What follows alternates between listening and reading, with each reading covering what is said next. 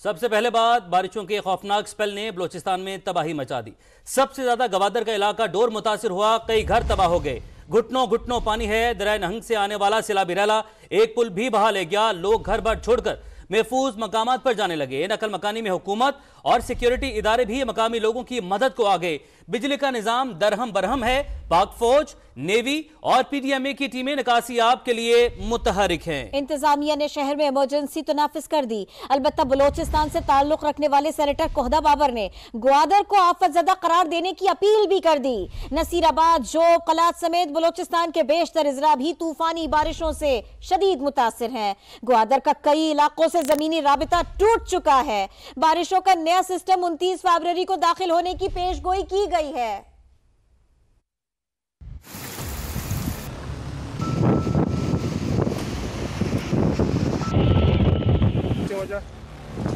पूरे रीजन में बारिशें हो रही हैं। हमने अपनी इंसानी जो कोशिश है वो 100% की हुई है। कश्तियां भी हम भिजवा चुके हैं। तूफानी बारिशों के सामने इंसानी कोशिशें भी काम न आई।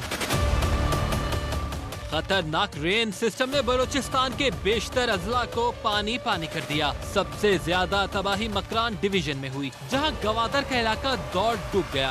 दरियाए नहंग में ऊंचे दर्जे का सैलाब पुल तक बहा ले गया।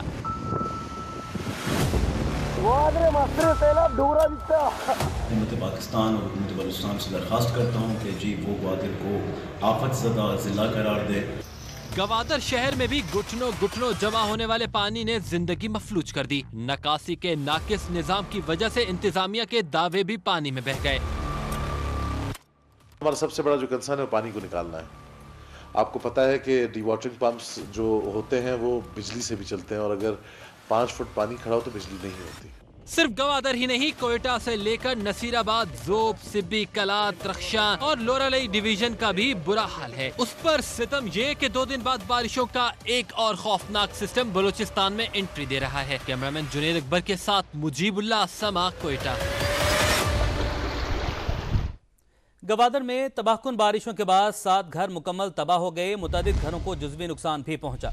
कुछ देर के लिए बारिश थमी तो रेस्क्यू इदारे दोबारा मुतहरिक हो गए। निकासी के लिए पीडीएमए के साथ सिक्योरिटी इदारों का भी भरपूर ताउन हासिल है। डिप्टी कमिश्नर गवादर के मुताबिक जिन लोगों के घर मुनहदीम हो गए उन्हें सरकार ने आशियाना फराहम कर दिया है। समा से गुफ्तगू करते हुए डिप्टी कमिश्नर औरंगजेब आदिनी का मजीद क्या कहना था, आपको सुनवाते हैं। इस वक्त शहर की सिचुएशन ये है कि हर तरफ पानी है और काफी ज्यादा घरों में इस वक्त नुकसान हुए। 7 घर ऐसे हैं जो कि मुकम्मल तौर और काफी ज्यादा घर जो रिजवी तौर पर मुनज़्ज़म हो चुके हैं। जिन लोगों के घरों का इशू था उनको हमने शिफ्ट कर दिए हैं अल्टरनेट लोकेशंस पे, जहाँ पे हमने इनका बंदोबस्त किया हुआ है और वो हमारे साथ कुछ दिन रहेंगे जब तक कि इनके घर का बंदोबस्त कर लिया जाए। तमाम डिपार्टमेंट से मिलकर, जिसमें लॉ इन्फोर्समेंट एजेंसी शामिल है, आर्मी, नेवी, पीडीएमए, तमाम इदारों ने मिलकर इस वक्त एफर्ट्स की है अपनी और पानी की निकासी का सिलसिला चल रहा है। और इंशाल्लाह 1-2 दिन के अंदर हम शहर के अंदर जितना पानी है उसका निकासी करके बाहर निकाल देंगे। तो हमारे पास कोई कमियां कोताहियां किसी भी किस्म की रह चुकी, इस दफा हम कोशिश करेंगे आपकी मदद ना। ग्वादर में अब तक 155 मिलीमीटर बारिश हो चुकी। आज शिद्दत में कुछ कमी आएगी, लेकिन 23 फरवरी से मुल्क भर में बारिश का नया सिलसिला दाखिल हो जाएगा। 2 से 3 मार्च तक मुल्क में फिर तेज बारिश और पहाड़ों पर बर्फबारी की पेशगोई है। चीफ मेट्रोलॉजिस्ट सरदार सरफराज ने समा से गुफ्तगू में मजीद क्या कहा, आप भी देखिए। सबसे ज्यादा हैवी बारिश गवादर में हुई है, तो ये स्पेल बलूचिस्तान में अब इसमें इसकी शिद्दत में कल के दिन को कमी आएगी, लेकिन परसों शाम से या दोपहर से एक नया सिलसिला भी दाखिल होगा उसी एरिया से, इधर गवादर की तरफ, इधर बलूचिस्तान भर में।